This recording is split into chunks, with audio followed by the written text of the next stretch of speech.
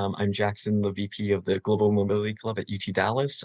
Today we have a career panel about internship prep as a lead into our career fair this Thursday. And we've also got another career panel about career stories from a bunch of people in the mobility industry, and we're very excited to share them all with you. All the people we've got here today are very experienced and are very qualified to tell you how to prepare for an internship. So stay tuned for our next events, and I will turn my camera off and pass it off to Sean, who is hosting. So thank you guys for coming. Thank you, Jackson, and thank you for inviting us to speak to the students. I was introduced to the Global Mobility Club at UTD by Guillermo, a good friend of mine, and he introduced me to Hubert. And I just think it's so cool that you have this forum that highlights and shines a light on the global mobility industry. It's something that I never had when I started my career. So I think it's great that this exists, and the university has, a forum to help students kind of look at the possibilities and the opportunities within this industry, which I think is a really cool industry. So without further ado, we're here today to talk about the upcoming intern season and how to prepare and succeed with your internship program. I'm very excited to be joined by two very experienced HR professionals. We have Danielle Jimenez and Anna McMahon Fourie. Both have got incredible experience and insights to share, and we'll go through their career stories a little bit later. But first, just very quickly, myself, my name is Sean Collins. I'm actually based in Singapore, which is why it looks a little bit weird behind me. It's very dark. It's 11 p.m. here. I've been in the HR industry about 25 years. I studied geography at university, and I kind of fell into the global mobility industry by chance. I was traveling around the world, came back to the UK, where I'm from, and saw an opportunity for a graduate trainee program at one of the relocation companies. I signed up, got the opportunity, and they sent me to China back in '97 on their kind of what they called the Crown University for Crown relocations. So I did a 3-month kind of program with them, rotating through different parts of the business, and then took on a 2-year assignment in Beijing for Crown, looking after the sales team for North China. I then moved down to Singapore with Crown, and I was looking after the corporate services, so managing the clients for the region. And then in 2006, I got the opportunity to move to the client side. So I moved to Microsoft, and I managed their global mobility programs, first of all for Greater China, and they actually moved back to Beijing for 4 years. And then I moved back to Singapore again, managing the broader APAC and India region. And that's when I got a chance to work with Anna, who was at Microsoft at the time, and we worked on a number of intern programs, looking at MBA talent and other programs as well. And then in 2014, I left Microsoft to set up my own global mobility consulting firm, Talent Mobility Asia, and shortly afterwards also kind of set up a recruiting business called Talent Mobility Search with a partner in Australia and then in the UK. And we've basically grown that recruiting business now to offices across the US, UK, India, France, Australia, and Singapore. So my career has kind of evolved and pivoted in different directions. And I've always relished that opportunity when I was a young talent, fresh out of university, to get the opportunity to get into global mobility and have the experiences that I did. So very happy today to talk to Anna and Danielle about how students from universities and young talent can enter this industry and look for intern opportunities and how to succeed there. So I'd like to first of all go to Danielle and ask Danielle to share her career story and how she got where she is today, and also she's also created her own resume writing company, which is obviously a very important aspect of looking for intern programs. So Danielle, if you can share your journey, that'd be great. Sure, thanks, Sean. Hello, everyone. My name is Danielle Jimenez. I have been in the HR industry for about 16 years now. Funny story is my education and my degree actually is in communications with an emphasis in advertising and marketing. So I had a whole first part of my career that was dealing with media buying for advertising agencies and also brand development and marketing. And through one of those companies that I worked for, they were a food service broker out of Southern California, a real small mom and pop shop, decided to go national and actually asked me to sort of straddle two roles. And one of them would be marketing, of course, and the other half would be employee relations. So I said, sure. And fast forward 2 years later, and I was an HR director, and we exponentially grew from one little office to 18 states with over 2,000 employees.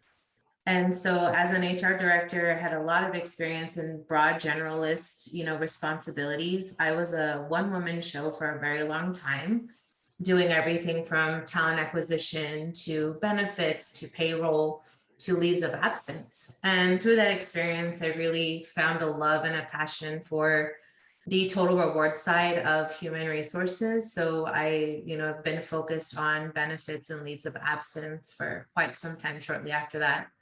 I've been very fortunate to work in different industries. I've worked in manufacturing for a manufacturing plant.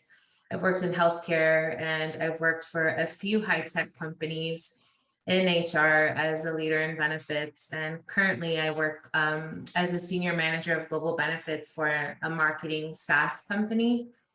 And through that experience for the past, 16 years or so, I have a love for writing. I'm just really passionate about it. I'm someone that does enjoy looking at resumes and reading through those. It's part of what I love about being a hiring manager. And so I finally took a very private passion at the behest of my family and my friends to actually open up my own resume writing business. So I do that on the side. I moonlight because I really enjoy helping people recraft and redesign their resumes to get their foot in the door. The landscape has changed so much in what hiring looks like nowadays that your resume is your first impression. So I welcome everybody. Thank you so much for having us. And back to you, Sean. Thanks, Danielle. Anna, would you like to go next?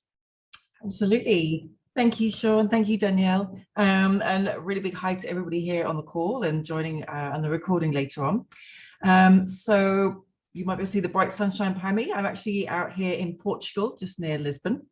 And my career has been very, I'm going to say checkered, actually. You probably can tell by the British accent. I'm originally from the UK, but I had a very strong love of travel. And so that's really guided my career path today. And it began with falling into recruitment. Many of us in the recruitment space might have had the same experience, go to have an interview for a job as an accountant and was told that actually, no, really accountancy probably wasn't what was going to be right for you and your personality style, but a recruiter would be absolutely the place to go. So fell into recruitment, joined with Michael Page, and then started to travel. So I actually decided then to stop working and I jumped on a boat and I sailed to America. So had a really interesting journey. And that passion for adventure and seeing different parts of the world took me then to Australia. So I lived in Australia for about 6 years, became Australian. And there I worked in outplacement, so helping people who had been made redundant and helping them to navigate their way through into a new career pathway or get back into where they were previously. And then the travel bug took again. So I then found myself living in Singapore, and that's where I met Sean. And many years ago, I'd actually been working for a company helping them hire students. And so I was really fortunate. I joined Microsoft to set up their internship program. And at the time, I was given a blank sheet of paper and said, here, I think there's about 18 students that are going to come and join us, but can you create the internship program for us? Tell us what that's going to look like. How's that going to integrate into the graduate program? So I started my adventure going around to all the universities in Indonesia, Thailand, Malaysia, Vietnam, Philippines, meeting students and really understanding their story and understanding as well, what experiences are going to be important to those individuals, but also more importantly, what does the business need as well? So trying to marry those two experiences. And when I finally left Singapore, we'd set up the internship programs across all of Asia, so including China, including India. And then more recently, I traveled again. And so hence I'm now back in Portugal, been here for just coming up for 3 years. And I was looking after all our external hiring, so leading a team of talent sources, finding the best talent out in the market. What does that look like? And then I've had the most amazing opportunity. People don't always say this, but I was just recently made redundant, to which I am truly grateful, because it's allowed me to go back to what I'm really passionate about, and that's working with early in career. So I'm now working with the Asia School of Business as a career coach, and obviously having the opportunity to speak with you today. So yeah, looking forward to sharing more. Thank you, Anna. And for those on the call, if you have any questions, please feel free to post them on the chat, and we'll get to the questions either during the discussion or we'll save some time at the end. Okay. So I'd like to delve into the discussion now. Maybe Danielle, if I can come to you first with your experience with resume writing. So graduates may not have had a lot of professional experience show on their resume. How can they demonstrate their skill sets and capabilities? Yeah, that's a great question, Sean. So resumes are your first impression, and they have to be really clear and concise and targeted. So as an intern, you'll focus primarily on your skills, your education, and any other strengths. Since you may not have the extensive work experience to fill out your resume, but this is your opportunity to reflect on your strengths and what makes you unique, such as leadership skills, projects you've worked on, even volunteering. You can actually, within the resume itself, you'll want to craft a solid objective statement. What you want to do is, as you're crafting your resume and you're looking at those internships that are really hitting home for you, do your homework. That means read through those descriptions, take note of the employer's needs because everyone is so different. And so as you're crafting that objective statement on your resume, use some of those key phrases within the internship description in and of itself. Add a couple of sentences about what your main strengths are and what your career goals are. There's a few things to include in the body of your resume. Clearly the objective statement, any work experience you've had, even if it is part-time, that shows consistency and commitment to, even if it is a part-time role, even if you did something like dog walking or babysitting, locally. You'll want to include your education, of course, because clearly you're going after an internship due to your educational pursuits. Have an achievement section. That's really important because you can talk about any sort of certificates you've received, any awards you've received as well, or any projects you've worked on that helps you demonstrate your skills to that prospective employer. Then you'll have a skills section at the very bottom of your resume that touches on, whether it's your technical skills or any sort of hard skills. And I'll get into that a little bit later. And just again, keep it simple. So, when it comes to resumes, you definitely don't want to give your potential employer any reason for bias action, even unbiased action. And that includes, don't put a photo on your resume. Try not to include dates that give a recruiter an idea of your age. I've seen some information on resumes as I've helped clients out that talks about, when they were teenagers and things like that. So you definitely don't want to put that prospective employer in a situation where they can have any sort of unbiased treatment towards you. Just keep it really consistent, minimum of 1 page, maximum of 2. The font is really important. So try to keep the same font size type as well as font size throughout your resume. And if you're going to include any sort of social media, just make sure to include your LinkedIn, or if you're someone who's going after like graphic design or content, if you have a personal website, you can also include that on there.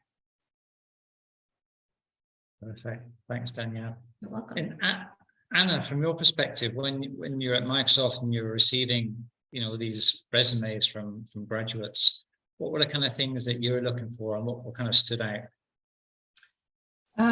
So we were actually hiring for at the time in our go-to-market space, so in our sales and marketing organization. So it wasn't the engineering, which would be a very different skill set.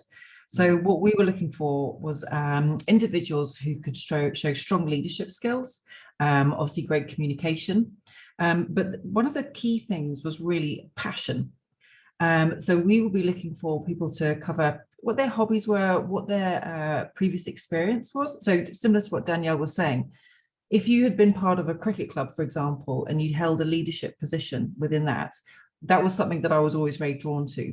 Or there were organizations like student-led organizations. Again, if you had like a leadership position in one of those, like you were a secretary or president, that was something that was very interesting. And that would often be the hook that we would then invite you in to come and do an assessment center with us. So the grades are important, but that wasn't really the be all and end all. It was more about what was it that you were bringing to the table that you could talk about with enthusiasm and excitement. So if you loved racing cars, or if you loved sports, or whatever it might be, if you could bring that out into the resume, that was a really interesting hook for us. Thanks, Anna. And maybe back to you, Danielle. What about a LinkedIn profile? How important is that? Is that something that the students should be focusing on as well? Yeah, definitely a great question. So LinkedIn has become the main business career networking tool used today. I feel like it's avidly used more than Facebook at times. Building your network is really critical and necessary for any professional, whether you're starting or you're well seasoned in your career. It gives you the opportunity to actually connect with anyone else within your industry. For example, if it's global mobility, or peers in your same role at other companies, recruiters, companies, and networking groups. The more connections you make, the more exposure you will have to include within your feed, containing whether it's new job opportunities, other potential connections. And most employers actually look at your LinkedIn first nowadays before they even look at your resume. They typically will take a peek. And, so it's really important that your LinkedIn feed or your actual profile mirrors your resume. If you're going to include any sort of personal preferences, just be mindful of what you do include on those so that there's no unbiased, action taken when an employer is looking at your profile. And I guess that also extends into, the quality of posts and comments and articles that you kind of post on LinkedIn as well. I mean, that would be a good indication of, communication style and interests. Is that right?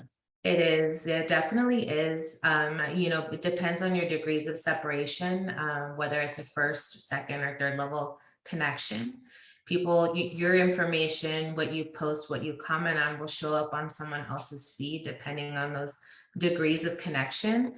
And typically, that's how you can have someone reach out to you. They'll email you just based off of your conversation, or who you're connected to, or what you are supportive of, or your interests. Especially nowadays with everything that's happening here in the US, with all of the layoffs and reorganizations that are happening, many people are putting up, to their network, open to work, please help me. And within, a short handful of weeks, people who went from unemployed now have roles and jobs. So it's really important you're mindful of what you do post on there. And just think of it more as a career connecting tool to really help further you in your career path and meet different people. Yeah. And Anna, you can jump in as well, but would you recommend students proactively using LinkedIn, maybe to approach, someone like Anna in her previous role at Microsoft, running the university kind of graduate program, reaching out directly on LinkedIn and just presenting themselves and asking for an opportunity? For me, it makes more sense to do it through a connection. So if somebody approaches me in a blind, hi, I'm here, that doesn't always make sense, because I don't know if I'm the right person that can help me, or if I can help them.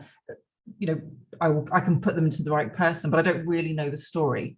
So often it's better if you have a friend of a friend who is connected to me, and you can say, hey, Anna, we met at this location. I'd love to introduce you to Sean. He's somebody who's interested in an internship at Microsoft, etc. So just having that kind of third person introduction, I think, is better rather than a cold call, because most graduate hiring, you're inundated. There's so many applications that come through. Of course, yeah. Could be very busy. Yeah. And maybe it'd be helpful, Anna, if you can just share what that process looked like in terms of the intern program at Microsoft, in how students applied and how it was vetted. That could be interesting for the students to hear. So I'll actually take it a step back, because we would start to engage with students in the first year and the second year and the third year, way before the actual internship program started. So we would run external events. We would talk to different leaders to come and share their perspectives. And we'd actually start to build the relationships with individuals way before the internship started. It's like any relationship, any courtship, you get to know them. So I would always encourage you to start looking, way before the actual event. The actual internship process itself then is typically submitting your online resume. We didn't actually look at the cover letters, because again, bearing in mind that we've got thousands and thousands of applications, so the CV was absolutely critical. And I completely agree with what you were saying, Danielle, as well, about having that piece about the achievements. What have you done? What's the return on investment? How have you made impact? That was really critical. And also then your experience. So as I mentioned earlier, we were always looking for people who've got some kind of a leadership ability. So we would then select those people that show leadership, curiosity, and passion, and those would be the individuals that would come to an assessment centre. And at the assessment centre, then there would probably be about 20 people in one room, and it was all based on competencies and looking at your skill sets. So we would do various different exercises, and we'd have our business leaders also with us in the room. And it's not about who does the exercise in the best way or achieves the highest result. It's more about what we were looking for is how you work together, how you interacted. Were you a team player, or were you very much, look at me, look at me? So it's really that whole 3D personality that comes through. And then after we've done those exercises, then we actually take you through to the interviews themselves. And of course, those interviews are standardized. So those questions are the same, so that we're able to compare, like for like. And also to work with our hiring managers to give them a structure so they can assess fairly all the way throughout. And then what we would aim to do is actually come back to the students on that same day with the result. Our hiring managers would actually ring up the students and tell them that they had the internship and they were going to be successful. And then we'd work with them around the office structure, when they're going to start, and all the logistics. So it was would be an intense time, and the business managers loved being part of this as well.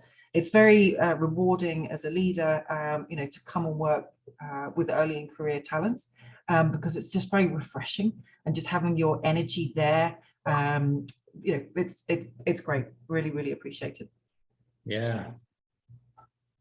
Well, I just read today actually an article that intern programs are more important now than they ever have been in history, because companies, with the tight labor markets that we have in many countries around the world, being able to build that pipeline of young talent with fresh ideas that can bring in, new technology and so I think companies are realizing that in terms of the internship program, they're probably getting one of the best returns on their investment compared to all of their talent acquisition kind of programs. So yeah, it's quite interesting.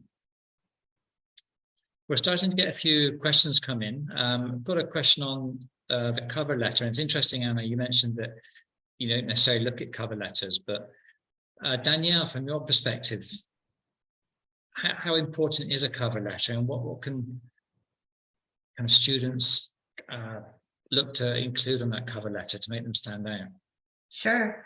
Cover letters are nice to have when applying for a role. It depends really on the job posting or even the employer in and of itself.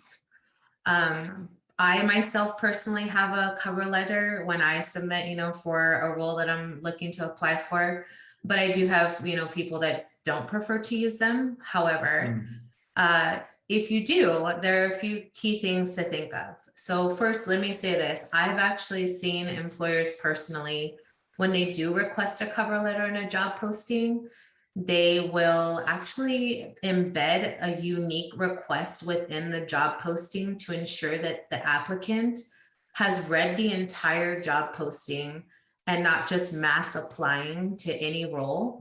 I know, a lot of people actually will just hit apply, the title looks great, role, location.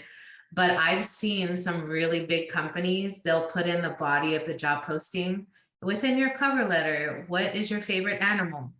And you would bypass that. So make sure you read the job posting itself. And if you do prefer to submit a cover letter, this is your opportunity to let the employer know why they should hire you. This is how you're going to sell yourself aside from your resume. You want to let them know the position you're applying for, how you found them, LinkedIn, Indeed, your school. Demonstrate your interest in the opportunity. Include your educational background, some work experience, and any sort of training courses, leadership skills, certifications that you have. What you don't want to do on the cover letter is you don't want to restate what's on your resume. So you want to actually engage the employer by looking at your cover letter. As a hiring manager, I've seen some amazing cover letters. People talking about their personal life stories to their introduction. And that's eye-catching right away, of course, right? Because like Anna said, we see thousands of resumes on any given job posting that people are applying to. Keep it to one page. Make sure to list your contact information there. So your phone, your email, be clear, be concise. And of course, close it off with thanking them for their time, and you look forward to hearing from them. The one tidbit I will say is with a lot of job engines, whether it's your school, anyone, LinkedIn, ZipRecruiter, what have you, I would suggest PDFing your cover letter, because sometimes when you submit a Word doc or a GDoc, the formatting will get skewed. So the actual recruiter or hiring manager won't have a clear picture of what that cover letter looks for. I personally don't have a preference as a hiring manager, but again, I've seen some really great ones come through. It really is up to you, but it is a great way to introduce yourself. Thanks, Danielle. That's a good tip regarding PDF. We've got another question come in, and you kind of alluded to it in that, online application systems and actually the UTD job site, which is called Handshake, makes us use their formatting, making it harder to stand out at a glance. So do you have any tips on how students can make their content as strong as possible for online applications, and some tips potentially to kind of bypass applicant tracking systems that, using AI will try to weed out, a large portion of applicants? Sure. Yeah, that's a great question. If you're really locked down in the format of where you're supplying or providing your resume content, in terms of maybe its design, the way the layout is, I highly recommend when you're writing out what your work experience is to use specific key terms. They're called hard skills. So something such as, it could be, you have JavaScript experience, or you're an accounting expert, or you do international HR. You want to make sure that you call your skills out in terms of your experience. Make sure that if you do have the option, I personally haven't seen Handshake, but if you do have the option to provide a summary about yourself, included in that summary in terms of your education, your goals, where you're looking to go towards in your career, even though you are early on in your career, this is the foundation. You're setting it for yourself for the rest of your trajectory, and it may change over time, and hopefully it does, like me. But I think that that's really important, is to call out your experience, your leadership skills, again, to what Anna's saying. I will times 10 that right there, that comment. You want to make sure you can show your potential employer, your coordination, being a team player, working on a project, even if you're a treasurer on a student council, that shows that you know how to manage money and you have fiscal management. I think that's really important in those types of systems. And when it comes to applying outside of Handshake, nowadays, most employers have what's called an applicant tracking system. It's ATS. And so when it first, launched many years ago, there were methods that you can actually sort of trick the system to bypass the failure point of the actual system in and of itself, because ATS systems are meant to weed out candidates, because we get thousands of resumes depending on the role. There's no way that an actual human recruiter can read every single one of those. So ATS systems are built by using keywords for a job posting, and based on your ATS friendly resume that you submit, it's going to trigger those keywords in the system for a recruiter. So say out of 100%, your resume shows a 60% match, but someone else comes in at an 80%, you will get rejected, and that person with the 80% score will move up into the pile so an actual recruiter views your resume. You want to be just really thoughtful about building out your ATS friendly resume. So there you can download a template online for free. You can also use an online shop like Etsy to download a template. It's very specific in the format. It's nothing fancy. I will say that there are some coloring, backgrounds that you can see, but there's nothing in terms of like a table, an icon, a symbol. Anything that's outside of normal font will throw off the ATS system and could automatically, pose a rejection on your application. So you want to make sure that you keep it, as simple as possible. Use some keywords related to the job description. So I'm going to go back again and say, always do your homework. Look at the role you're applying for. Make sure that your resume does mirror some of those key phrases. So for example, if you're in finance, bookkeeping is a keyword, tax regulations, or if you're in marketing, it's public relations, social media, content management. Make sure that you actually spell out your skills, don't abbreviate. So if you want to talk about JavaScript, don't use JS as an abbreviation, type out JavaScript. It'll automatically populate the ATS system with all of your skills as long as it recognizes it. Make sure you use standard section headings on your resume, like contact info, professional summary, employment history. And make sure not to stuff your resume with the same keyword over and over again. ATS systems nowadays are actually pretty intuitive, and that they'll know you're trying to trick it, and it'll automatically reject you. And the goal is to get past that rejection and actually get in front of a recruiter. Yeah. And at Microsoft, were they using ATS? We did, but it probably wasn't quite as sophisticated as what Danielle's describing. So it was more a way to capture all the resumes into one area, but actually then each individual resume pops up onto a screen, and we then had to go through and look at every single resume that applied. The only area that we had where we had the ability to ask some key questions, they're very specific, and it would be things around like work eligibility. So could you work in Thailand, or could you work in America? Did you have that? That would then help us to screen which candidates would be appropriate for our internship programs. Yeah. But that was actually as sophisticated as it was. Okay. Okay, cool. And got a question here. What should I do to follow up after an internship interview or after submitting my application? I mean, once they've submitted online, is there anything that they should be doing to follow up? I mean, is it perceived as positive if somebody follows up afterwards? I think I would always take the opportunity to connect with whoever's interviewed you on LinkedIn. I would also work closely with your career departments. So in the case of Microsoft, for example, we have specific recruiters who look after specific universities. So you will have somebody who looks after your university. So that's obviously a key individual for you to get to know.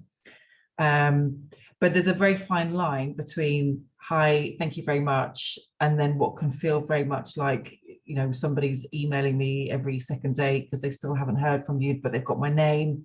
And so I think as part of the interview process, one of your follow-up questions should be around, you know, what is the timeline?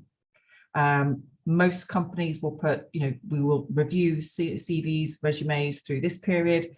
Interviews will start between X and Y, and then you will hear during this time. So make sure you look to read that information.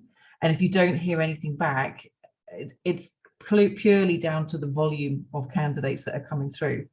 If you are fortunate and you have a face-to-face interview or you attend assessment center, which is more likely, you know, make sure you get the spelling and details of those individuals and follow them up on LinkedIn, or start to follow them or share with them an article that you were talking about during that conversation. So you're adding some kind of value, and you're also working to continue to build that relationship as well.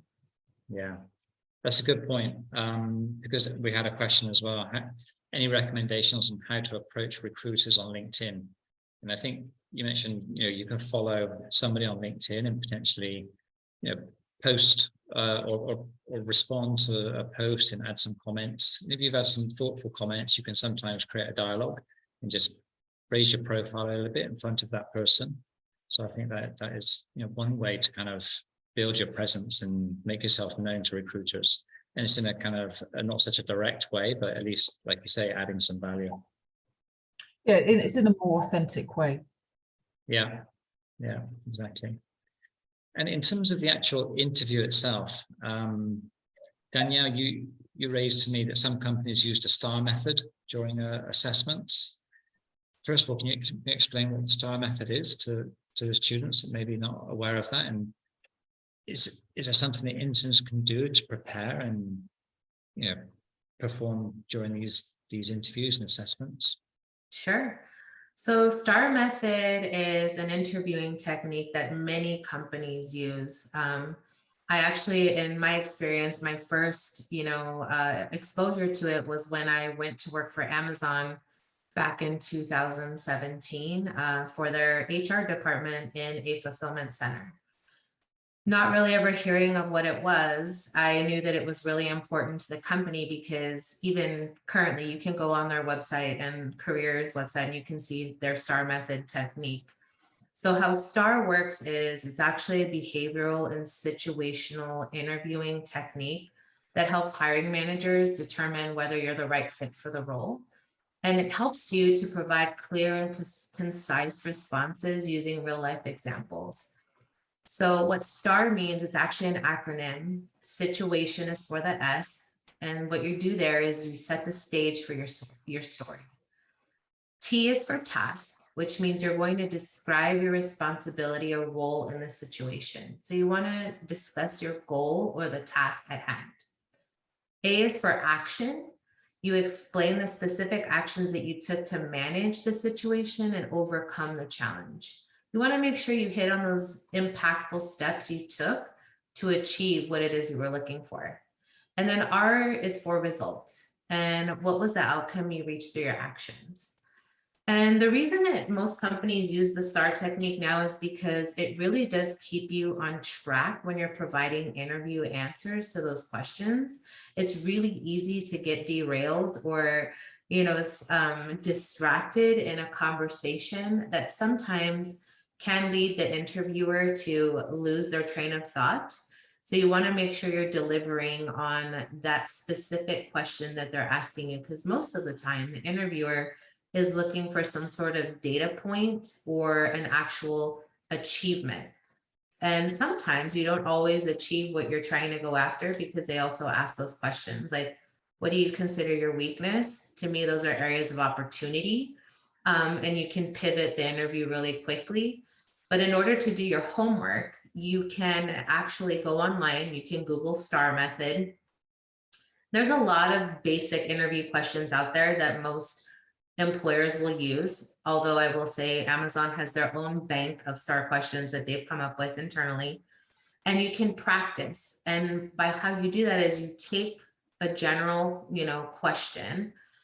For example, tell me about a time you worked with other departments to complete a project.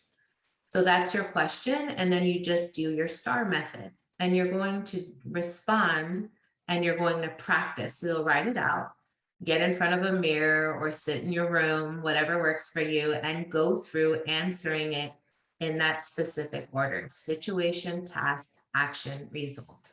And you'll find a lot of times the conversation in the interview goes so much smoother because the interviewer also feels that you were prepared and you did your homework.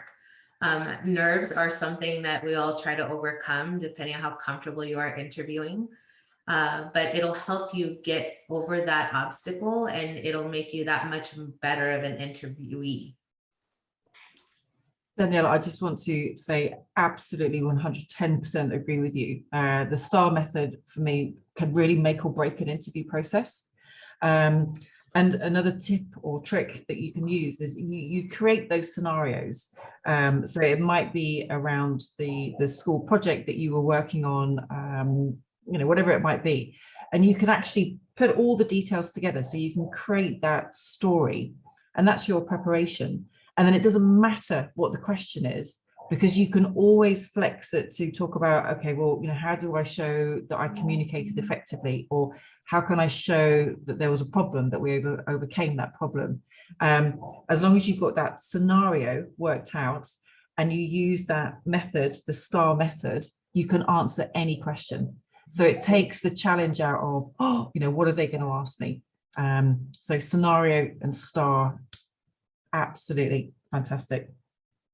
Thanks. That's great advice. Now, I'd recommend, students to go onto Google and search for the STAR method and prepare for that.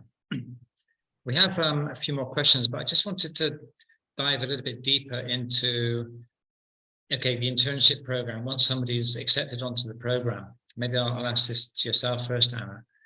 How can students get the most out of that program and set themselves up for success? And I guess ideally at the end of the day, the intent is to try and find a full-time role with that company.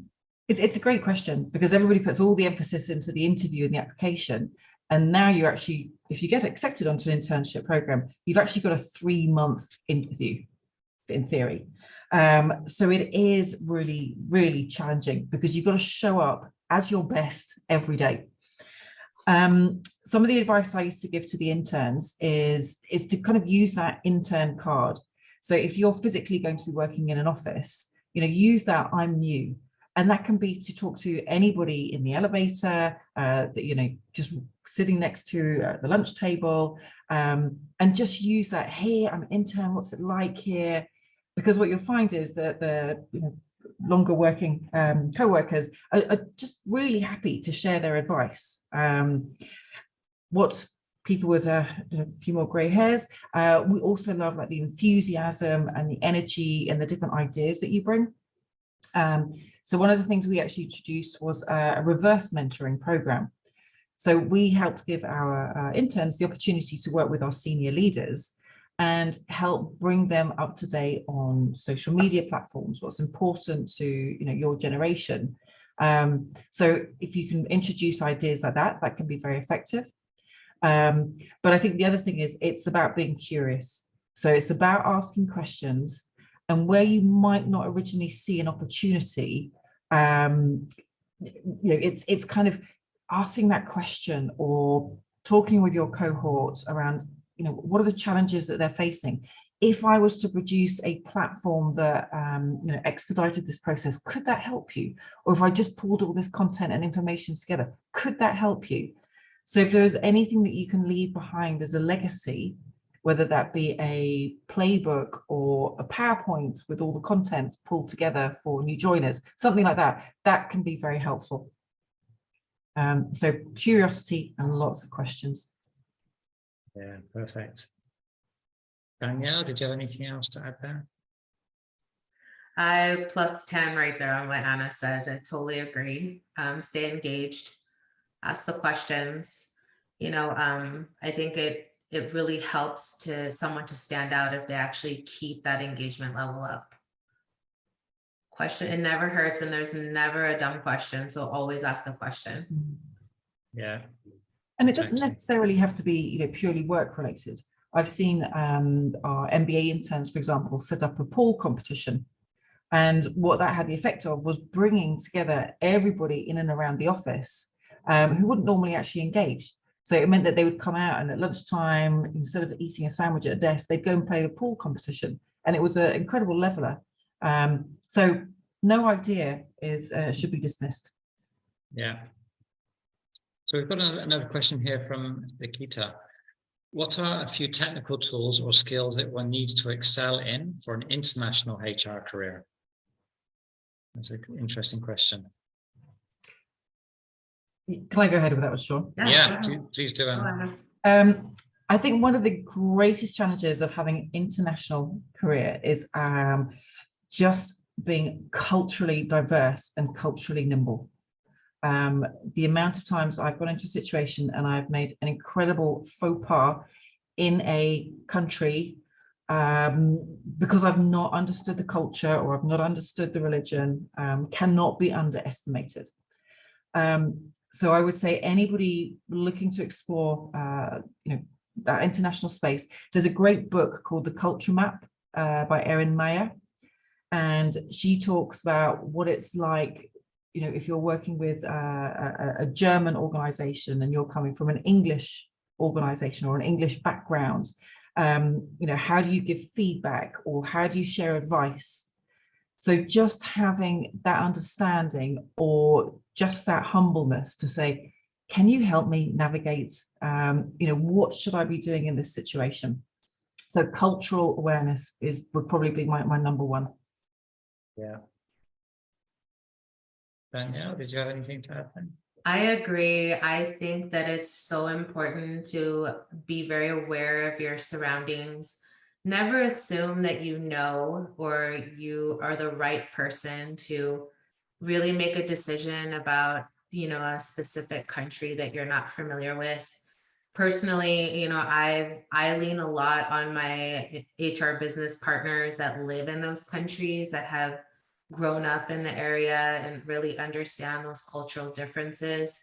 I also work a lot with, my D&I teams, my diversity, equity, and inclusion teams, to really make sure that I come from a very culturally inclusive approach.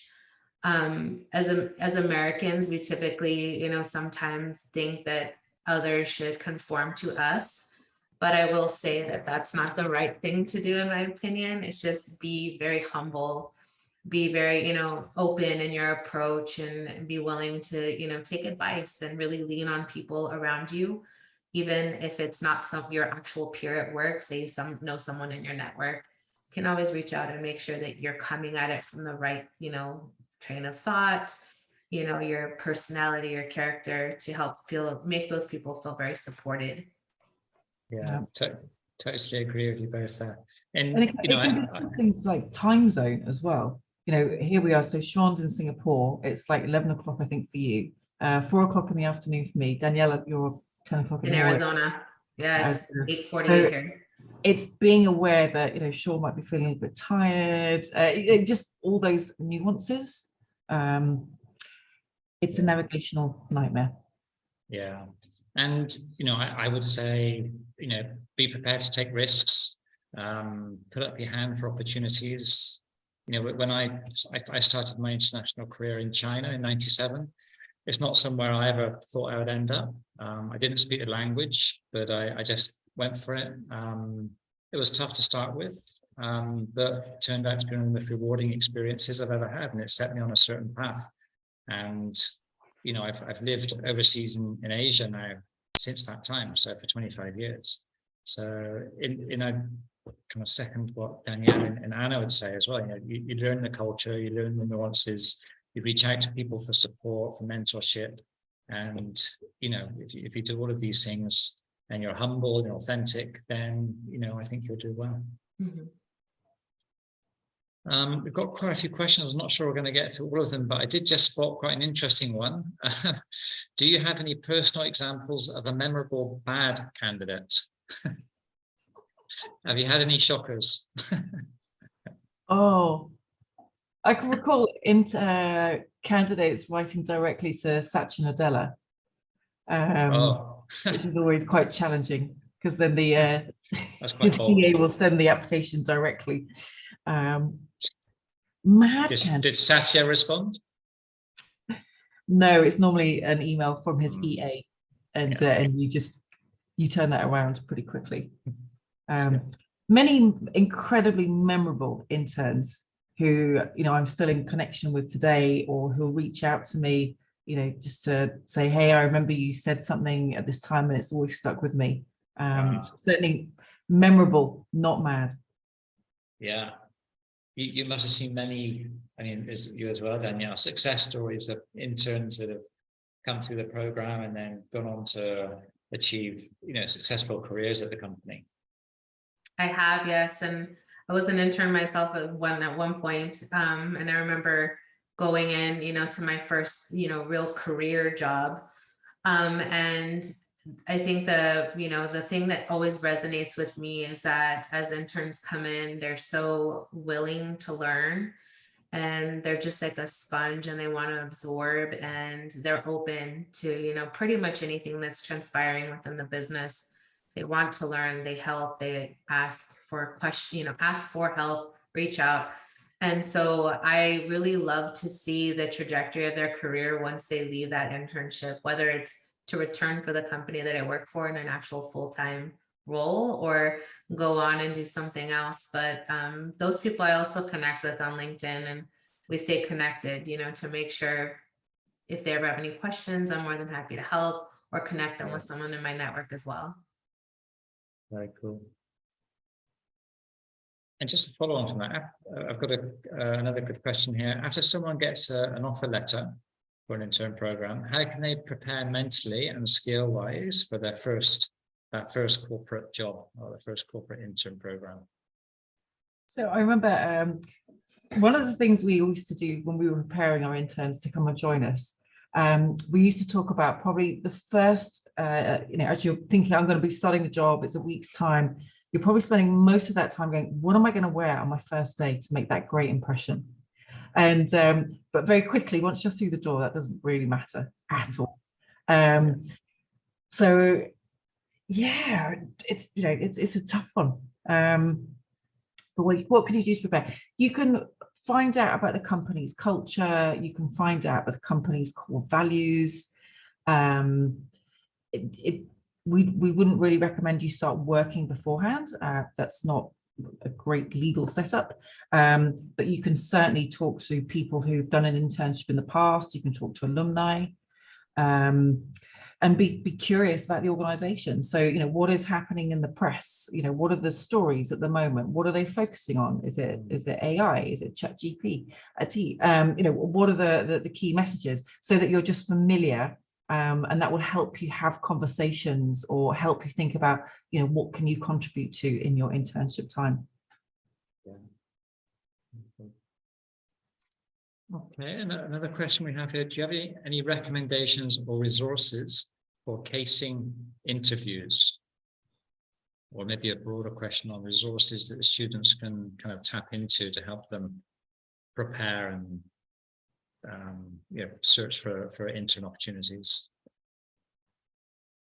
Anybody aware of any resources? Is that referring to, like, when you're applying to, like, the consulting firms?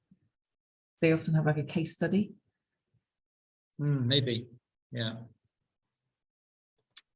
It could also, I mean, it could go back to, you know, doing your research about the company. Very much what Anna was saying, when you're getting ready for your first day, as you're getting ready to apply, and you actually need to take a look at what their mission is, what it is that they do, what their core values are. If you're getting ready to case the interview, it's to just really do your homework. I think the STAR method is a phenomenal way to really get you best prepared for that interview that you have coming up.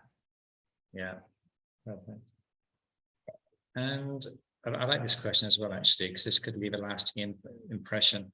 What are the few questions to ask the interviewer at the end of the interview that can make the interviewer think about us? Who wants to have a go at that one? I can try and kick off with that one. I think you're interviewing the interviewer as well. It's not a one-way process. So it's important that you understand what the role is and what the expectations of you are going to be, so that you're coming into this with a clear view. Things like what does success look like, I think are important to know. But my favorite one is always around, you've just seen me go through this interview process now. Can you help me to understand how I did through this interview process? What are my positive strengths and what are my areas of development that I would need to work on to be more effective in this role? That's probably not quite the correct wording, but something around that. Ask your interviewer for feedback of how you performed, because that will help give you an understanding of, do they think you're wow, or what do you need to do more on? And if you don't get that right, if you don't get that same job this time, that'll help you in your next interview. Feedback, very important. Yeah, very good. Yeah, feedback's great. I think for me, to add on to what Anna just said, I really appreciate when an interviewee asks me why I'm at the company that I'm at, what led me to that company versus any other company I was interviewing for. And then I also like when they actually ask, do we have any current business initiatives? Like, what is a big business initiative that we're working on, if we're able to share it, right? It could be a new product launch. It could be, it could be something internal on the people team that we're working on, maybe to better employee experience or inclusion for employees with disabilities. I really like those types of questions as well, because it helps me give my experience to those, to what's going on in the current role that I've been in. Yeah, great, thanks. And then I think we've got time for one more question here. And this is something that I've always struggled with. How do you recommend answering the question of what is your weakness in interviews? Maybe Danielle, can you have a crack at that one? Yeah, so I always, when I hear that question, I think that that's an old school way of interviewing. I think that that's your opportunity to pivot the question to, these are my areas of opportunity or development. We all know as individuals what our strengths and areas of growth are.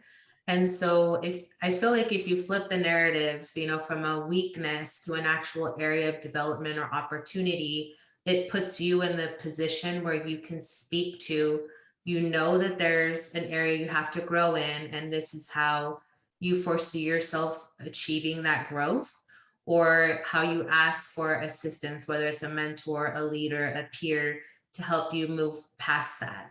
But I really think it's important to flip the narrative to not negative. It's something that's positive, and you've identified within yourself that it is a continuous moment of growth for you throughout your life, personally and or professionally. I like that, Danielle. And like you say, you take control of the narrative instead of being on the defensive. That's great. It could also refer to a skill that you just haven't built up experience in, as opposed to like a personality flaw, which is often what it feels like. So, if you're in HR and you want to go and work in organizational design, but you just haven't had that experience, your weakness is then, I haven't had physical experience of doing that. I've studied it. I understand the theory behind it, but it's something that I want to, gain more understanding of. Yeah, great. Well, we've gone through all the questions, and thank you to all the students that posed the questions. They're really good questions, and I hope everybody got some good kind of insights and tips from the conversation. We've come to the end of the hour, so I'd just like to thank Danielle and Anna for all your sharing. I think it's been a really good conversation. I've really enjoyed it, and hopefully the students have taken a lot of value from this. So Jackson, should we pass it back to you? Yes, one second. All right. Sorry, didn't turn my video on. All right. So thank you, Sean, Danielle, Anna, for all your wisdom. It's very good, very helpful. We will have the recording of this out in a day or two to all our students. Thank you for coming. And then tonight at 6 to 7, we also have another one of these career panels about career stories with a bunch of people from the mobility industry. So that'll be very interesting as well. And then on Thursday, we've got our career fair. So get on our email list, reach out to us for all that information, and stay up to date with us. And thank you so much to everyone for coming, and have a great day. All right. Thank Thank you you. guys. Thanks. Thank you. Bye. Bye-bye. Bye. Bye. Bye.